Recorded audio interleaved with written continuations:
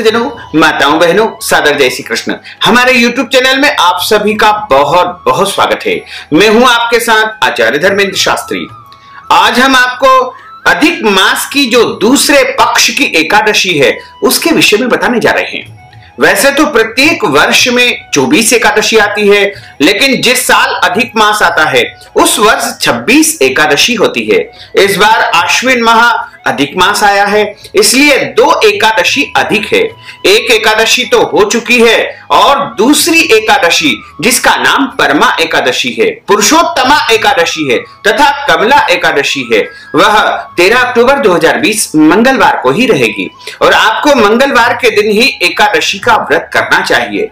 एकादशी तिथि का प्रारंभ 12 अक्टूबर 2020 सोमवार को शाम को 4:38 से हो जाएगा तथा एकादशी तिथि समाप्त होगी 13 अक्टूबर 2020 मंगलवार को दोपहर 2:35 पर एकादशी तिथि समाप्त हो जाएगी।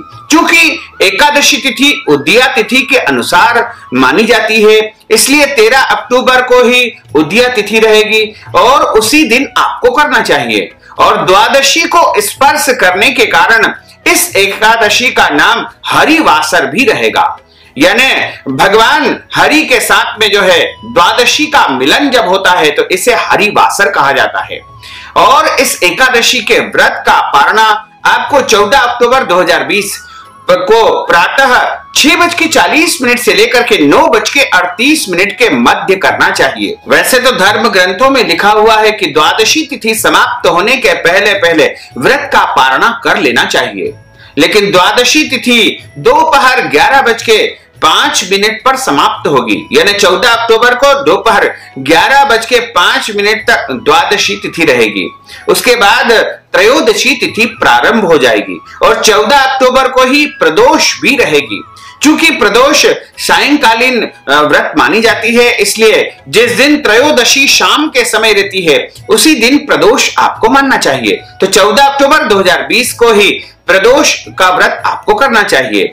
यदि आप परमा एकादशी, पुरुषोत्तमी एकादशी या कमला एकादशी का संपूर्ण फल प्राप्त करना चाहते हैं तो आपको कुछ नियम पालन करना होंगे। और यह एकादशी अधिक मास की एकादशी है जो कि 3 वर्ष में एक बार आती है और यह परम पुण्यदायक एकादशी मानी गई है। इस एकादशी का व्रत करने से मनुष्य के जन्म जन्मांतर के पाप दोष नष्ट हो जाएंगे तथा उसके जीवन में पुण्यों का उदय होगा। जब उसका पुण्य उदय होगा तब उसका भाग्योदय होगा और भाग्योदय होगा तो जीवन में सभी प्रकार की संपन्नताएं, सुख, वैभव, धन धान्य की उसे प्राप्ति होगी।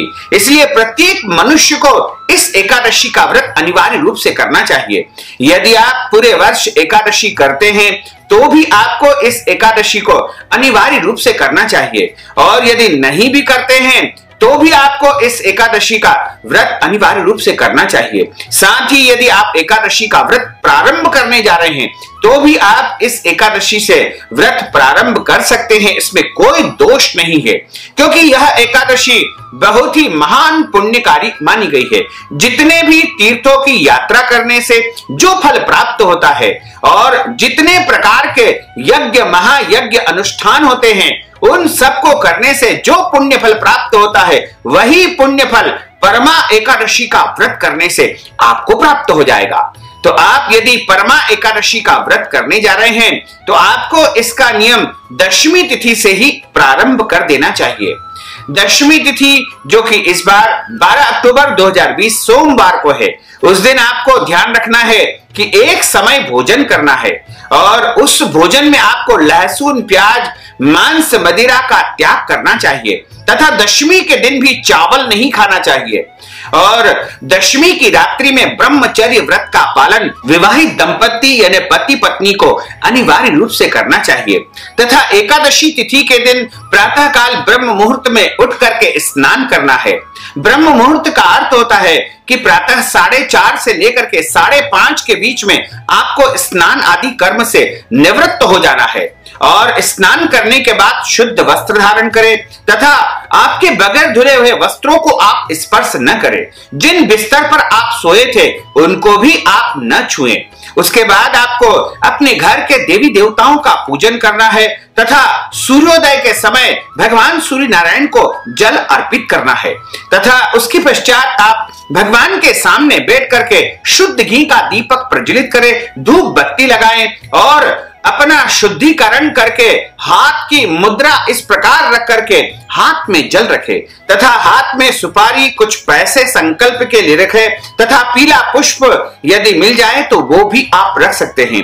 इसके साथ ही तुलसी पत्र भी एकादशी के संकल्प में आपको रखना चाहिए तथा आपको 3 बार विष्णु विष्णु का उच्चारण करना है और उसके बाद कहिएगा कि हे नारायण, हे प्रभु, मैं आज अधिक मास की परमा एकादशी, पुरुषोत्तमा एकादशी, कमला एकादशी का व्रत करने जा रहा हूं या करने जा रही हूं।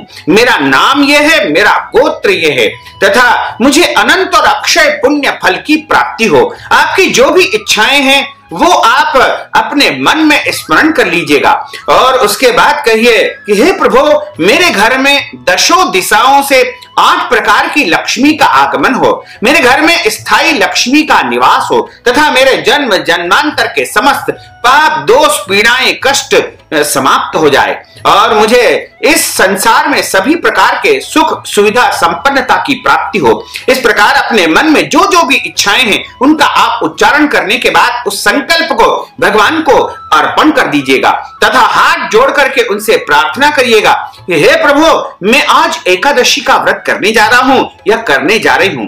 आप मुझे पूरा सामर्थ्य दे, पूरी शक्ति दे तथा आपका आशीर्वाद मेरे ऊपर बना रहे। इस प्रकार एकादशी का व्रत आप प्रारंभ कर देंगे। एकादशी के दिन सभी मनुष्यों को जो है अन्न का त्याग करना चाहिए। एकादशी के दिन किसी भी मनुष्य को अन्न का सेवन नहीं करना चाहिए। उस दिन केवल फलाहार करना चाहिए और धर्म ग्रंथों तथा पुराणों में लिखा हुआ है कि सर्वोत्तम फलाहार गाय का दूध तथा उस दूध से बनी हुई समस्त मिठाइयां और फल ये सर्वोत्तम फलाहार माने गए हैं। वैसे तो कई भक्तजन निर्जला एकादशी का व्रत भी करते हैं। यदि आप चाहें तो निर्जला एकादशी का व्रत भी कर सकते हैं, लेकिन आप यदि फलाहार करके व्रत करते हैं तो आपको प्रयास करना चाहिए कि आप एक समय नमक का सेवन करें।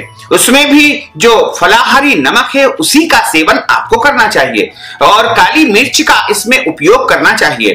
फलाहारी जो नमकीन आप तैयार करते हैं उसमें हल्दी का उपयोग बिल्कुल नहीं करना चाहिए तथा घर में इस दिन चावल नहीं बनाना चाहिए और मांस, मदिरा, अंडे और अन्य अभक्ष भक्षण का उपयोग इस दिन बिल्कुल नहीं करना चाहिए। यानी शुद्ध पवित्र तरीके से आपको इस दिन फलाहार का निर्माण करना चाहिए। यदि आपके घर में अन्य कोई भी व्यक्ति एकादशी का व्रत नहीं करते हैं तो भी आपको घर में चावल नहीं बनाना चाहिए और उस दिन शुद्ध और सात्विक भोजन तैयार आपको करना चाहिए। एकादशी के दिन किसी भी मनुष्य को जो है दाढ़ी कटिंग नहीं करवाना चाहिए तथा अपने शरीर के अंगों के बाल नहीं कटवाना चाहिए। इसी प्रकार एकादशी के दिन नाखून नहीं काटना चाहिए और दशमी और एकादशी की रात्रि में पति पत्नी को यानी विवाहित दंपति को ब्रह्मचर्य व्रत का पालन करना चाहिए और एकादशी के दिन किसी भी प्राणी मात्र का, जीव जंतु का दिल नहीं दुखाना चाहिए, उनको पीड़ित नहीं करना चाहिए और इस दिन किसी भी पेड़ पौधों को नहीं काटना चाहिए और दिन में सोना नहीं चाहिए। ब्राह्मण साधु संत की निंदा भी एकादशी के दिन नहीं करना चाहिए। एकादशी के दिन झूठ नहीं बोलना चाहिए। एकादशी के दिन क्रोध नहीं करना चाहिए। एकादशी के दिन लड़ाई झगड़ा वाद विवाद बिल्कुल नहीं करना चाहिए तथा एकादशी तिथि के दिन हमारे घर के जो बड़े बुजुर्ग होते हैं, दादा दादी, माता पिता, सास ससुर, उनका अपमान बिल्कुल नहीं करना चाहिए, उनकी सेवा करनी चाहिए और एकादशी के दिन ब्राह्मण साधु संत या बौद्ध भिक्षुओं का आपको अनादर नहीं करना चाहिए। एकादशी के दिन धर्म ग्रंथों और पुराणों की बुराई आपको नहीं करना चाहिए तथा किसी भी देवी देवताओं की भी निंदा आपको नहीं करना चाहिए। एकादशी के दिन पूरे दिन भगवान के नामों का स्मरण आपको करना चाहिए। ओम नमो भगवते वासुदेवाय, श्री कृष्ण शरणम मम। इस प्रकार भगवान के पवित्र नामों का उच्चारण आपको एकादशी के दिन करना चाहिए तथा रात्रि में जागरण भी करना चाहिए। यदि आप पूरी रात नहीं जाग सकते हैं तो आपको 1 पहर, 2 पहर, 3 पहर तक जाग लेना चाहिए, या पूरी रात यदि आप जाग सकते हैं तो जाग करके भगवान के मंत्रों का जाप करना चाहिए, भगवान के भजन और कीर्तन आपको करना चाहिए तथा प्रभु का स्मरण पूरी रात्रि आपको करना चाहिए। और यदि आप भगवान का स्मरण करेंगे तो निश्चय ही आपके ऊपर प्रभु की अद्भुत कृपा बरसेगी। साथ ही एकादशी के दिन कोई भी घर में यदि मांगने आता है, साधु संत या कोई भी जरूरतमंद व्यक्ति आता है, तो उसे खाली हाथ नहीं लौटाना चाहिए। एकादशी के दिन गौ माता की सेवा करनी चाहिए और इस दिन तुलसी जी का पूजन भी करना चाहिए। कई लोग कहते हैं कि तुलसी जी को इस दिन जो है नहीं तोड़ा जाता है, लेकिन कुछ धर्म ग्रंथों में ऐसा लिखा हुआ है कि एकादशी के दिन आवश्यक स्थिति में आप तुलसी पत्र तोड़ सकते हैं और तुलसी जी का पूजन भी इस दिन आप कर सकते हैं, इसमें कोई संशय नहीं है। लेकिन कुछ मतांतर में यह भी है कि एकादशी के दिन तुलसी पत्र नहीं तोड़ा जाता है, तो आप प्रयास करिएगा कि तुलसी जी को इस दिन न तोड़े और गिरे हुए तुलसी के पत्तों को उठाकर उनका ही उपयोग आपको करना चाहिए, या एक दिन पहले आपको तोड़ करके तुलसी पत्र रख लेना चाहिए, क्योंकि एकादशी का व्रत बिना तुलसी जी के पूर्ण नहीं माना जाएगा। और एकादशी के दिन आपको जो है पूरे दिन शुद्धता तथा पवित्रता का आचरण करते हुए आपको एकादशी व्रत का नियम पालन करना चाहिए। और इस दिन विशेष रूप से जो फलाहार रहेगा वह मिश्री का फलाहार माना जाता है। और यदि आप जो है किसी कारणवश एकादशी का व्रत नहीं कर पाते हैं तो आपको जो है फलाहार करके, भरपूर फलाहार लेकर के एकादशी का व्रत करना चाहिए। यदि कोई माताएं बहनें गर्भावस्था में है तो उनको भरपूर फलाहार लेकर के व्रत करना चाहिए। और जो माताएं बहनें दवाई लेती है उनके लिए कोई दोष नहीं है, वो फलाहार का सेवन करने के बाद में दवाई आदि ग्रहण कर सकते हैं। इसके अलावा जो माताएं बहनें मासिक धर्म या पीरियड में आ जाती है तो उनको व्रत तो करना चाहिए, लेकिन पूजन पाठ नहीं करना चाहिए और देवी देवताओं को स्पर्श भी नहीं करना चाहिए। और जिन घरों में यदि जन्म या मृत्यु का सूतक लग जाए तो एकादशी व्रत संकल्प करने के बाद यदि सूतक लगता है तो उस सूतक का कोई भी दोष नहीं माना जाएगा। लेकिन यदि पहले से ही आपके घर में सूतक लगा हुआ है, आपके परिवार में किसी बच्चे का जन्म हुआ है या किसी की मृत्यु हो चुकी है, तो ऐसी अवस्था में आपको जो है व्रत करना चाहिए, लेकिन पूजन नहीं करना चाहिए, क्योंकि सूतक की अवस्था में वैसे तो व्रत और पूजन दोनों ही जो है मनाही होते हैं, लेकिन व्रत यदि आप नहीं करेंगे तो व्रत खंडित माना जाएगा। इसलिए व्रत आप कर सकते हैं, लेकिन भगवान का स्पर्श तथा पूजन और दान पुण्य इसमें वर्जित माने जाते हैं।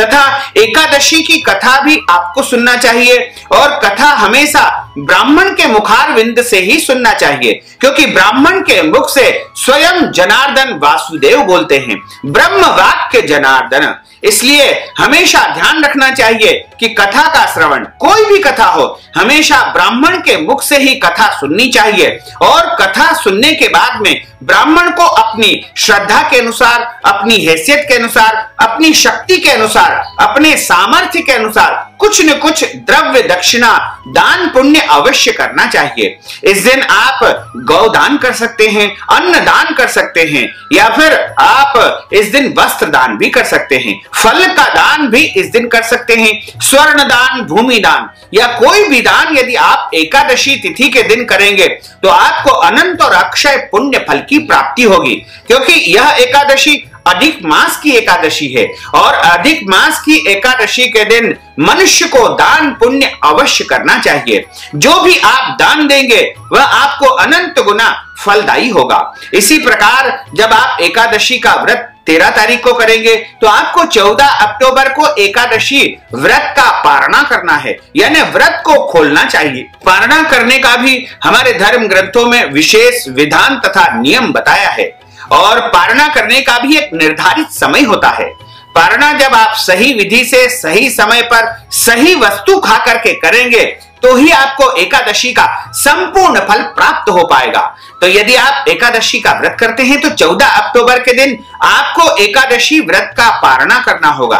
तो आप पारणा करने के लिए सबसे पहले उस दिन प्रातः जल्दी उठे, ब्रह्म मुहूर्त में उठ करके स्नान आदि अपने नित्य कर्म संपन्न करें, अपने नित्य का पूजन अर्चन करें। उसके बाद आप तुलसी जी का पूजन करें तथा सूर्य भगवान को जल चढ़ाएं और उसके बाद आप हाथ में जल लेकर के तुलसी पत्र रख करके 3 बार विष्णु विष्णु का उच्चारण करते हुए कहे कि मेरा नाम यह है, मेरा गोत्र यह है तथा मैंने परमा एकादशी पुरुषोत्तमा एकादशी का व्रत किया है और आज मैं इस एकादशी का संपूर्ण फल प्राप्त करने के लिए पारणा करने जा रहा हूं या पारणा करने जा रही हूं। अपना नाम गोत्र बोलने के बाद आप तुलसी और जल से व्रत का पारणा कर सकते हैं, अन्न से व्रत का पारणा कर सकते हैं, चावल से व्रत का पारणा कर सकते हैं, फल से आप व्रत का पारणा कर सकते हैं। यदि आपको अगले दिन कोई भी व्रत करना है, जैसे आपको अगले दिन प्रदोष का व्रत करना है या फिर आपको बुधवार का व्रत करना है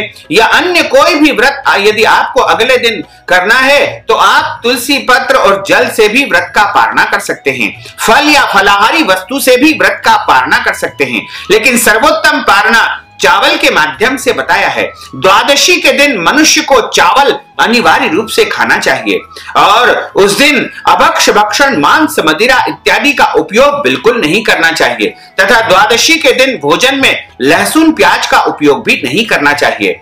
चावल चूंकि हम दशमी तिथि से त्याग कर देते हैं इसलिए हमको एकादशी के दिन भी उनका त्याग करना है और द्वादशी के दिन चावल को सम्मान देते हुए और चावल से एकादशी व्रत का पारणा करना सबसे सर्वोत्तम माना गया है। तो भक्तजनों, माताओं बहनों, यदि आपने इस वीडियो को देखा है और आपको यह वीडियो यदि अच्छी लगती है तो अधिक से अधिक लोगों को शेयर करिएगा, लाइक करिएगा, कमेंट करिएगा और यदि अभी तक आपने सब्सक्राइब नहीं किया तो अभी और इसी समय सब्सक्राइब अवश्य कर लीजिए। आपको और आपके पूरे परिवार को सादर जय श्री कृष्ण, सादर धन्यवाद।